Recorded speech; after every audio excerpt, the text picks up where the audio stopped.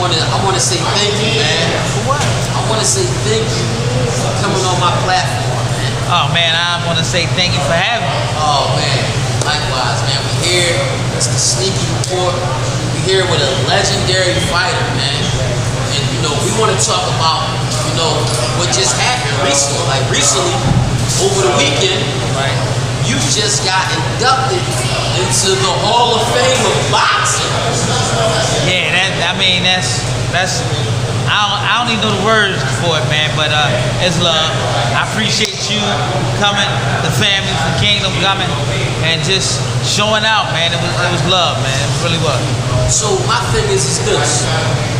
You know, how does it feel to be, you know, placed into the Hall? You placed up there like right now, God forbid something happened to you, you're gonna be remembered forever as one of the best fighters of all time, man. It's like, how do that feel, man? Oh man, it feels great, and honestly, like you said, for me to know that someday I won't be here, but my legacy going forever, that's a good thing. You know, my kids will be able to know about it, my grandkids, you know. It's just love. And then to have my mom and dad there too, that was great too. And then to have all y'all there, the city of Philly came through, and it was love. Oh man, it was, man. We was out there, we shouting. I didn't sound like we was the hypest people there. Everybody else was hype. They was mentioning this name, that name, but it's like when they mentioned your name, it's like the whole Philly was in the building. Exactly. That's why I show love to everybody. You know, shout out the whole city because everybody definitely came and y'all showed me love. As a kid growing up, did you ever think that you would reach this far, like to a Hall of Fame status? Honestly, Flock, no, I didn't. I mean, my time is a different era than now. You know, guys fighting for money. You know what I'm saying? Guys fighting not to get their become a one. You know, guys definitely fighting to try to be Hall of Famers. Some guys are trying to fight to be the best in the world. At my time, when I was coming up, you know, it wasn't about a check. It was about actually having people as yourself, you know, and there's people in the street of Philadelphia, and just people all over the world just to know who I was, what I love to do, how I love to do it, and I was about my business. Real rap, man. It's like, especially now, it's like sports is different. It's like now it's all about money now. Exactly. It's all about picks and who they, I don't want to fight him. He don't have the highest status. Or, it's not like how it was before. It was just like two pit bulls going there and just for the love of the game, they did their thing. So I definitely can understand, coach. You know what I mean? But another question. How does it feel to as your father as a trainer? Like growing up, your father was your trainer, right? Yes, sir. So you know, explain that. How was it growing up? Was it tougher because was it dad expectations? You know, did you want to train with other people, or did you like it? Was it like, you know, like, okay, my papa trained, it was better for me, or was it worse? Well, of course, you know, at times us being kids, us coming up, we didn't like our fathers or our mothers telling us things, you know, and that's where I was at. But at the end of the day, it was love, because I mean, when me and my dad would go to tournaments or go to shows, man, you know, everybody had love for at the time I was called Mighty Mouse, you know. Everybody wanted to see Mighty Mouse, everybody wanted to be around him.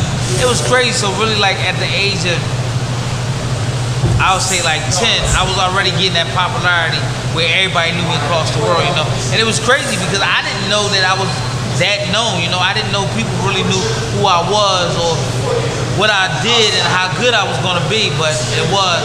To have my dad, man, it was great. The only thing that I didn't like was like, I used to try to get out of training times, but my dad had the gym in the basement, so I really not got away. I didn't really get away from it. If I said I didn't want to go to the boxing gym outside of home, he took me in the basement, trained me in the basement. Right. So it was all love, man. You know.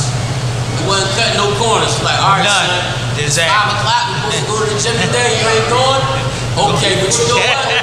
After dinner time, about 7, 8 o'clock, we're gonna go downstairs and figure something out. And you know what was the worst thing? On Saturdays and Sundays, I had to, because I lived in Nicetown, I used to live right up the street from Stanton Park. All my friends from the neighborhood used to be in the park on Saturdays, playing basketball, and I had to be running around the park. everybody used to just look at me and laugh at me like, man, your dad kill you, man. Your dad don't know what he's doing. Evidently, he knew what he was doing. He knew what he was doing. What's up? He knew what he was doing, man. You know, Pops had a vision. And you know, shout out to Mr. Robison, man. You know, yeah, that's my guy, man. He actually brought us together. Like, you know, I'm gonna bring that in. Like, you know, Pops, you know, I used to see him and your brother going, you know, to the gym training. I mean, going to the Marcus Foster. This is back in the day. Yeah. Like, late 90s, early 2000s. Right. Him and your brother used to always go down there, and I used to sit and watch them. They train. It's like I couldn't physically train, so I used to just admire that. And then Pops, I ran into him and he brought me down there down 5th Street, and he just brought me and you together. Cause I'm not gonna lie, like I heard your name for years. It's like Mighty Mouse, Mighty Mouse, Mighty Mouse. But it's like I didn't really like know who he was. Right. You know what I'm saying? But then come to find out, we kind of related somehow, some way. I think one of my cousins has a baby. I even like low key, social media. I posted him up on the gram. This is a true story. Social media. I posted him up on the gram, and my cousin shouted my DM like, "Yo, you know, I even got a baby by such and such." God is my witness. I can't make this up. You know. This is just how it is, man. So come to find out, we like sneaky long lost cousins. So you know, you've had some major fights. You know what I mean? Right. Toro, Gotti, Chavez. That's just the name of a few. Oh my God, man, for Oscar De La Hoya, right? Yes, sir. For Oscar 3 times. Damn it. 3 times in the average. Damn. That's crazy.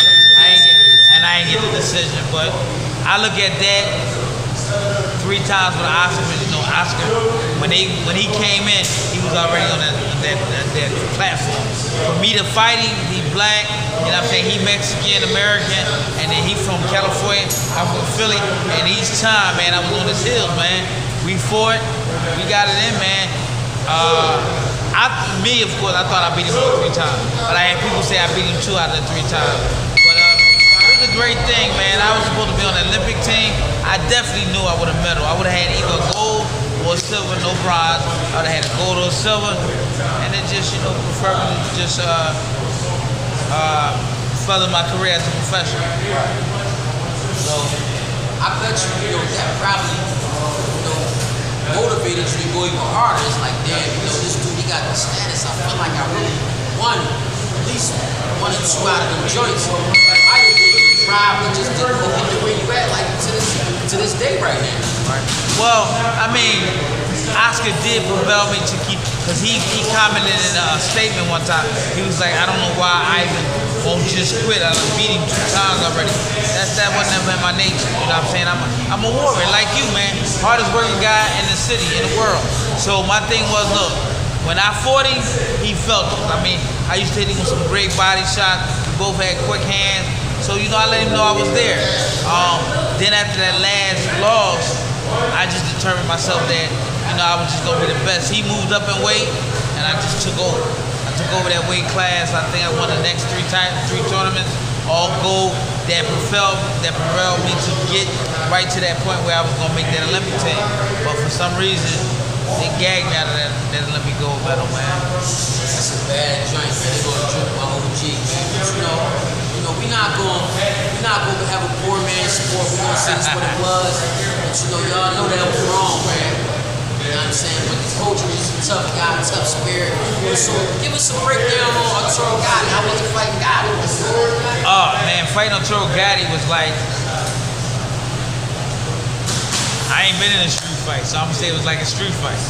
You know, prior leading up to the fight, you know, Daddy made some smart remarks, you know, talking about you don't bring a knife to gunfight, and you know. His dad or your dad? No, his. Oh, his dad. No, he said it. Gaddy said it. Oh, yeah, to me, saying that you don't bring a knife to gunfight. And I asked my man, like, yo, what is knife bring? He like, man, he's saying you ain't gonna do nothing but cut him up, you can't punch. So I was like, it is what it is. The whole time in camp, man, all I did was just box. I put in good work. my man Anthony Thompson and Mike Melvin. They gave me work for 6 weeks, man. I mean, we was grinding like a mug.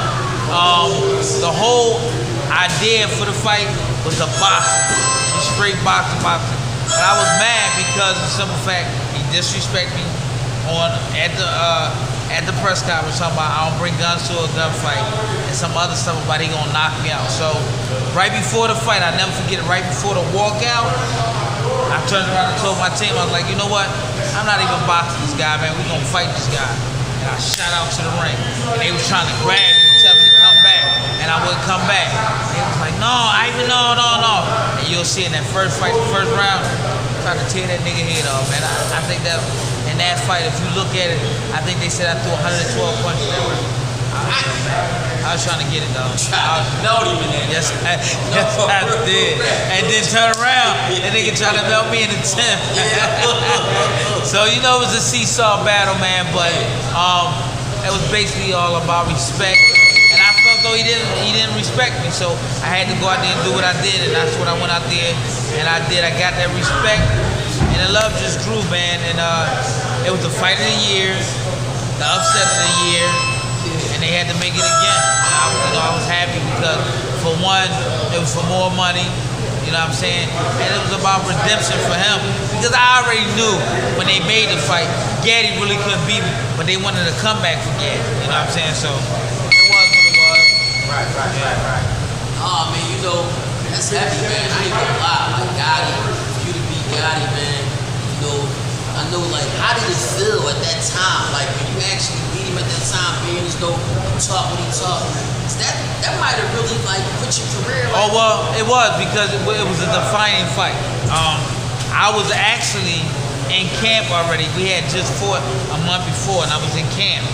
And I had a cut from the fight before. So what happened, we had, my cut man had told me to put butterflies on it and we pulled the cut up.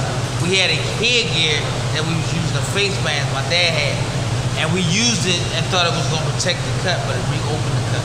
Oh, man. And me and the Shane Mosley fight was out, man, I tell you. Shane Mosley was somebody else. I ain't fighting, but I was going to. I know for a fact I would beat Shane Mosley that night. But it never happened. And the Gaddy fight came. Okay. So when the Gaddy fight came, it was a no-brainer because people wanted to see Gaddy win. People wanted to see me win. But, you know, it was like a seesaw battle because everybody knew I could box. Everybody knew I was a good boxer, but they also knew Gaddy could punch. People didn't expect me to take the punishment or take the brutal beating up to some way that I did, because I still say, to this day, I look at that fight, I think that's one of my greatest fights ever, but that's one of my fights that I got hit the most. I got hit with shots that I never should have got hit with. Of course, Gaddy went to the body well, and in that 10th round, he almost, put to sleep with a good shot that nobody would have ever hit me with, but he caught me with it. And then on top of that, with me beating him, it didn't do nothing, man, but shoot me to the rocket, because HBO wanted the second fight. The whole world wanted the second fight.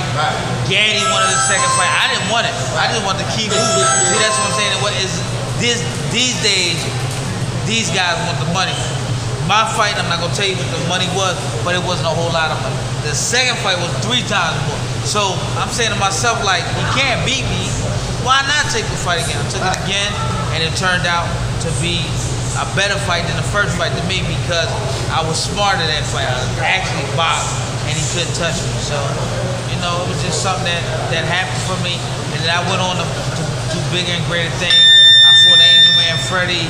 I fought Jesse James Lehigh. I fought Vivian Harris. And my last fight, I fought Julio Cesar Chavez. So with me, I didn't even really matter about who I fought. You know what I'm saying? I just was willing to take fights. And I felt still that I was that good that I can last with him. And between me and you, I ain't tell nobody. I said to Felix Trinidad, I wanted to fight him. Yeah. I thought that would have been a hell of a fight with him. Oh, yeah, you told me. Yeah, I told him that this weekend, yeah. Oh, yeah. Together, yeah, definitely. Yeah, Coach May's like, he got the heart of a lion, man. Definitely. If they there, you just like, man, I'm standing front line. It ain't no disrespect. Right. Sport. Exactly. I'm the best. I feel like I'm the best. Let's go in here and figure this thing out. Exactly. These guys ain't doing that nowadays, man. These jokers running, God, pricing and stuff. How y'all price this stuff? Nigga, you ain't at Macy's. Nigga, yeah, definitely. No, you ain't a $200,000 fight. I want $200,000. What? Right. I want $15 million. Man, what? So, you know, it is what it is. But I'm happy to be on your podcast, man. Much love, you know what I'm saying? Oh man, I mean, my dad trained you. He told me about you. You know what I'm saying? My dad love you, man. So anybody my dad love will come into contact with that's good people, I got to be cool. Oh man, I appreciate you, man. I appreciate you. I still got some questions I want to ask you. Go ahead, man. You're not just going to get out of here like that, coach. Sneaky. You think you about to end the interview? No, coach tried to switch the interview up on me. Hold on. That's what we do. Let me take control of that's the what podcast. Nah, man, that's what we great fighters do, man. Sneaky. But listen, man.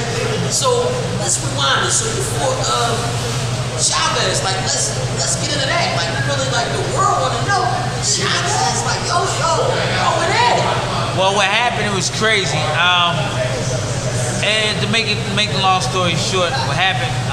I had fell off for a minute, but I was in the gym training, whatever. I had a fight before that. No, matter of fact, I had 2 fights before that. And me and my dad got back together. We was fighting. He was training me, and the word was that my dad couldn't get me back to being where I used to be. All right, I'm a little older now. I'm like 35. You know what I'm saying? So to me, it was the point that I wanted to show people that me and my dad still had the same magic. And then on top of that, I knew what I could do. It was just that I got to the point I got comfortable with money, doing certain things. I didn't train like I was supposed to, but I knew what my dad was about, and I needed that in order to get this fight. So what happened, we fought a fight at the Robison, and they said to me and my dad before we went out to fight, they was like, look, you go out here and you get this win, I'll guarantee you Julio Cesar Chavez fight. I'm saying to myself, like, I'm thinking to myself, like, do I need to go in here and really look spectacular to get this fight? Then I'm also saying, I got my dad with me, and he telling me, he like, yo, you go out here and win this fight. Dog, we going in the deep camp, we training. So I'm sitting there saying to myself, my body saying to me, like, yo, Chad, you sure you want to do this? Yeah. So I'm in the fight. I'm definitely going to fight. So I go out there. It wasn't my best performance, but I went out there and I won a fight. So when I got back to the dressing room, the promoter came into the room. His name was Zach Promoio. Zach, I just know him as Zach. So he came to me and was like, Mike, I got the Chavez fight. First thing my dad said, yo, we fought on Friday. My dad was like, yo, Monday we out of town. I'm like, where we going? He like, we're going to camp. So this training camp we was going to was I can't think of the trainer's name right now, but he used to train Evander Holyfield.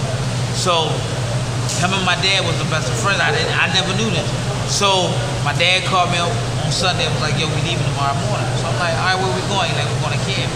Going to camp? All right, okay, cool. Where's camp at? Camp is in North Carolina, dog. We go to North Carolina. Y'all flew out there? Flew out there. But the thing that was crazy was that where the camp was at, we had to take what you call them joints them joints that used to be in the Bruce Lee joints when they used to take their cars on the joint with them and ride over to the next site. Yeah, y'all didn't take one of those? Yeah, and the thing about it was they only came to get you like every 3 or 4 days. You didn't go every day. Yeah. Like we went on a Monday, we couldn't go to Wednesday. Right. If we went on a Wednesday, we couldn't go to Friday. Right. So that's the only time we could go. So we went to camp for 8 weeks, and it was crazy.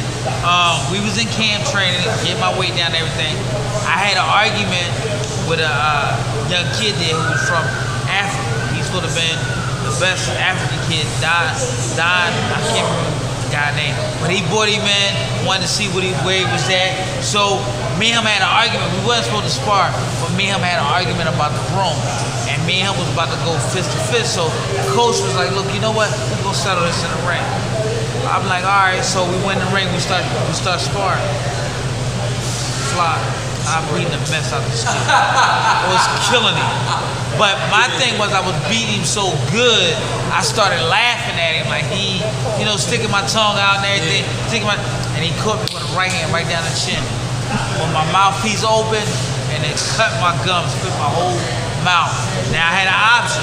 The option was either go home or stay here and train and let it heal. It wasn't really at that time. It was about the money. I was getting paid good to fight Chavez, so I told my dad, I said, you know what? We're gonna stay in the camp. We're gonna train. I trained for another 6 weeks, no sparring. Cut Hill, I had to fight it.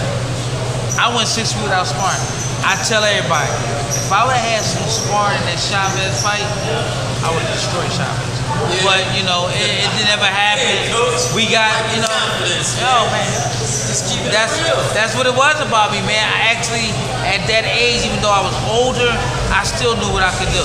Like right now, if I got in tip-top shape, I probably wouldn't beat a lot of them, but I know I can hang in there with a lot of them. Right.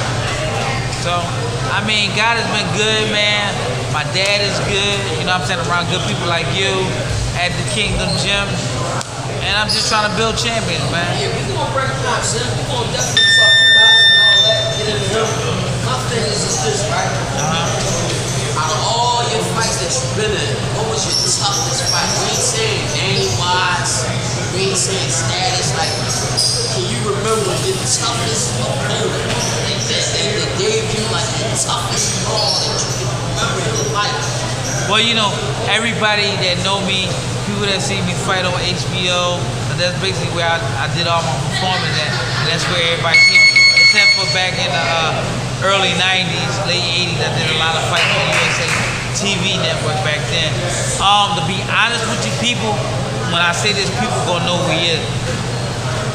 Of course, Scooby, people gonna say Gaddy was my toughest fight because we was around the same age, but no. My toughest fight was with a kid named, I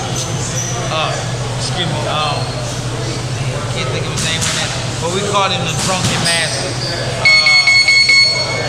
Can't think of his name right now. But he fought Floyd. Some of the old timers kicking in right now. It might be, dog.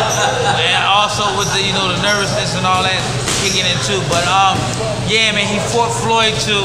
A lot of people that know about Floyd career, Floyd even said he was his toughest fight. That was the boy that Floyd said that was his toughest opponent? There you go. Okay. He was mine too, but me and Floyd both beat him. You know what I'm saying? I don't know how bad Floyd beat him, but man, it wasn't a cakewalk. Right. I'm saying that was my toughest fight. To me, yeah, that was it. Hey, that's the whole point of what we ask. We ain't asking them. They might say this was the toughest. That was the toughest. But I fought the judge. Exactly. So you know when the judge felt like 45 or AK-47s coming. That was my first 10-round fight.